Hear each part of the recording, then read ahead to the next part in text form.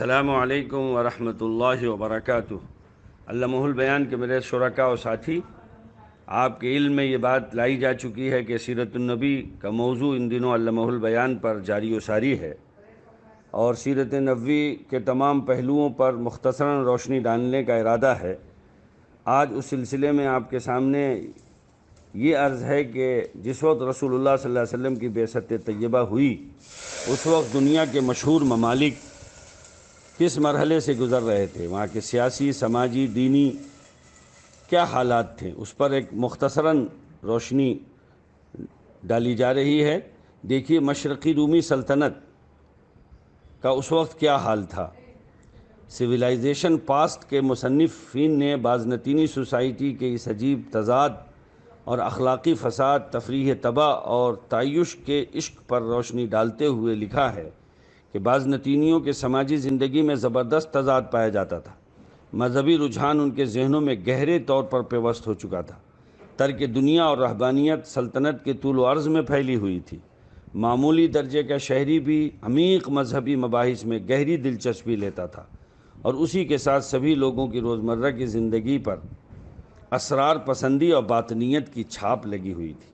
لیکن اس کے برعکس یہی لوگ ہر قسم کے کھیل تماشوں کے غیر معمولی شائق تھے۔ زبردست سرکش کے میدان تھے جن میں 80,000 تماش بینوں کے بیٹھنے کی جگہ تھی۔ حضرات، میں آپ کو روکوں گا۔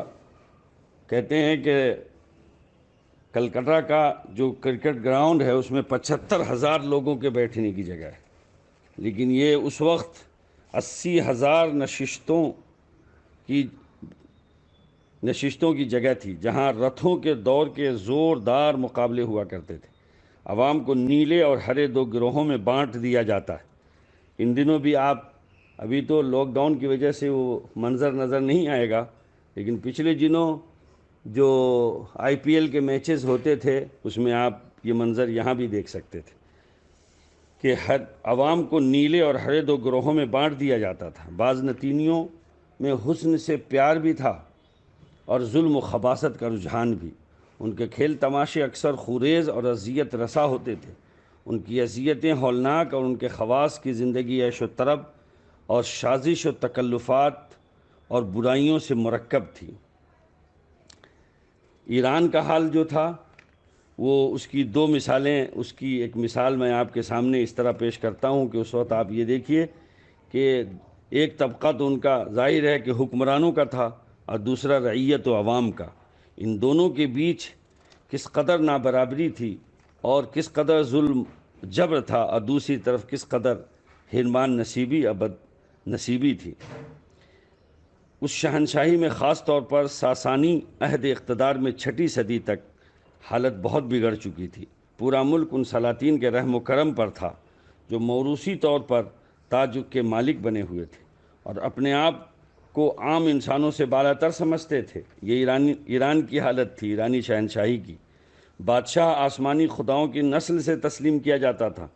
خسرو دوم پرویز اپنے نام کے ساتھ حسب ذیل القاب لکھتا تھا: خداؤں میں انسان غیر فانی اور انسانوں میں خدائے لاسانی۔ اس کے نام کا بول بالا آفتاب کے ساتھ طلوع کرنے والا اور شب کی آنکھوں میں اجالا۔ ملک کی تمام دولت اور آمدنی کے وسائل ان بادشاہوں کی ملکیت سمجھے جاتے تھے۔ دولت جمع کرنے اور تحائف، نوادر اور قیمتی اشیاء اکٹھا کرنے کے جنون، معیار زندگی کی بلندی اور جدت ترازی، زندگی سے لطف اندوز ہونے، تفریح و تعیش کے شوق، دولت مند بننے اور دنیا کے مزے اڑانے کی ریس اتنی آگے بڑھ چکی تھی کہ اس پر خیال آرائی اور شاعری کا شبہ ہونے لگتا ہے، اور اس کا تصور صرف وہی شخص کر سکتا ہے جس نے قدیم ایران کی تاریخ، شعر و ادب کا گہرائی سے مطالعہ کیا ہو۔ شہر مدائن اور ایوان کسریٰ، بہار کسریٰ، وہ قالین جس پر موسم بہار میں شاہان ایران شراب نوشی کیا کرتے تھے۔ تاج کسریٰ اور ایرانی بادشاہوں سے وابستہ خدم و حشم، بیویوں، لونڈیوں اور خدمتگار لڑکوں اور باورچیوں اور خانساماؤں، پرندوں اور درندوں کے سدھانے والے اور سامان شکار اور ظروف برتنوں کی ان افسانوی تفصیلات و جزیات سے واقف و باخبر ہو۔ اس کا اندازہ صرف اس ایک واقعے سے کیا جا سکتا ہے کہ جب اسلامی فتوحات کے نتیجے میں ایران کا آخری تاجدار یزدگرد اپنے دارالحکومت مدائن سے فرار ہوا تو اس حالت میں بھی اس کے ساتھ 1000 باورچی، 1000 مغنی، 1000 چیتوں کے منتظم اور 1000 شکروں کی دیکھ بھال کرنے والے اور خدم و حشم اور مصاحبین کی ایک بڑی تعداد تھی۔ اتنے بڑے لاہ و لشکر کے باوجود بھی اس تعداد کو کم اور خود کو ایک انتہائی معمولی حقیر پناہ گزی سمجھتا تھا، اور محسوس کرتا تھا کہ مصاحبین و ملازمین کی تعداد اور تعیش و تفریح کے سامان کی کمی کے باعث اس کی حالت انتہائی قابل رحم۔ دوسری طرف غریب عوام سخت مفلوک الحالی اور مصیبت زدہ تھی، سخت مفلوک الحال اور مصیبت زدہ تھی، اور اپنی قسمت کو روتے تھے۔ ان کے جسم و جان کا رشتہ باقی رکھنے کے لیے بھی سخت جدوجہد کرنی پڑتی تھی۔ مختلف قسم کے ٹیکسوں، طرح طرح کی بندشوں اور بیڑیوں نے ان کی زندگی کو عذاب جان بنا دیا تھا۔ وہ مویشیوں کی طرح زندگی گزارتے تھے۔ اس مصیبت سے تنگ آ کر اور ٹیکسوں اور لازمی فوجی بھرتی سے عاجز ہو کر بہت سے کسانوں نے اپنی کھیتوں کو خیر آباد کہہ دیا اور راہبوں کی خانقاہوں اور معبدوں میں پناہ لی۔ بھائیو، اس وقت جو ہندوستان کا حال تھا اس پر تو تفصیلات کا یہ موقع نہیں ہے، لیکن ہندوستان کے سیاہ و سفید کے مالکوں نے اور ان کے سسٹم نے تمام ہندوستانیوں کو 4 حصوں میں تقسیم کر دیا تھا۔ ایک طبقہ وہ تھا جو مذہب کے اجارہ دار اور پروہت جن کو برہمن کہا جاتا تھا، اور دوسرا طبقہ وہ تھا جو سپاہی اور فوج میں بھرتی ہونے والے افراد یعنی چھتری، اور نمبر 3 زراعت پیشہ اور تجارت کرنے والے یعنی ویش، اور نمبر 4 نوکر چاکر اور خدمتگار یعنی اچھوت۔ یہ آخری طبقہ جو سب سے بڑی تعداد میں تھا، پستی کی آخری منزل میں تھا۔ اس کے متعلق یہ تصور تھا کہ وہ خالق کائنات کے پاؤں سے پیدا ہوا ہے، اس لیے اس کا کام صرف ان تینوں طبقوں کی خدمت کرنا اور ان کو آرام و راحت پہنچانا ہے۔ اس قانون نے برہمنوں کو اتنے حقوق دیے تھے اور ان کو اتنا بلند رتبہ عطا کیا تھا جس میں کوئی دوسرا ان کے برابر نہ تھا۔ برہمن کے سارے گناہ معاف تھے، خواہ وہ تینوں دنیاؤں کے اپنے گناہوں اور بد کرداریوں سے گندہ اور تباہ و برباد کر دے۔ اس پر کوئی ٹیکس نہیں لگایا جا سکتا تھا، اس کو کسی صورت میں بھی سزائے موت نہیں دی جا سکتی تھی۔ اس کے برعکس اچھوت نہ کچھ کما سکتے تھے، نہ جمع کر سکتے تھے، نہ کسی برہمن کے قریب بیٹھ سکتے تھے، نہ اس کے بدن کو چھو سکتے تھے، نہ مقدس کتابوں کا پڑھنا ان کے لیے جائز تھا۔ اہل حرفہ اور خدمت کرنے والے طبقے کے جو لوگ تھے انہیں چنڈال کہا جاتا تھا۔ شہر سے باہر رہتے تھے، رات کو خواہ کوئی موسم ہو ان کا شہر میں رہنا ممکن نہ تھا۔ شہر کی 4 دیوالیوں میں طلوع آفتاب کے بعد وہ کام کرنے کے لیے داخل ہوتے تھے اور غروب سے پہلے ان کو باہر نکل جانا پڑتا تھا۔ پورا ملک انتشار کا شکار تھا، ٹکڑے ٹکڑے ہو رہا تھا۔ اس میں سینکڑوں ریاستیں اور حکومتیں تھیں جو اکثر برسر پیکار رہتی تھیں۔ بدامنی، بد انتظامی اور رعیت کی طرف سے بے پرواہی اور ظلم و استبداد عام تھا۔ رہا معاملہ جزیرۃ العرب کا، تو عربوں کے اخلاق بھی بہت بگڑ چکے تھے۔ وہ شراب اور جوئے کے رسیا تھے۔ ان کی قساطت قلبی اور حمیت جاہلی کا اندازہ ان کے لڑکیوں کو زندہ دفن کرنے سے کیا جا سکتا ہے۔ قافلوں کو لوٹنا اور بے گناہوں کو تہہ تیغ کرنا ان کا محبوب مشغلہ تھا۔ عورت کی ان کے ہاں کوئی عزت باقی نہ تھی۔ مکان کے دوسرے سامان و اسباب کی طرح مویشیوں کی طرح جہاں چاہتی منتقل کی جاتی، یہ ورثہ میں ملتی۔ کچھ کھانے مردوں کے ساتھ مخصوص تھے، عورتیں ان کو استعمال نہیں کر سکتی تھیں۔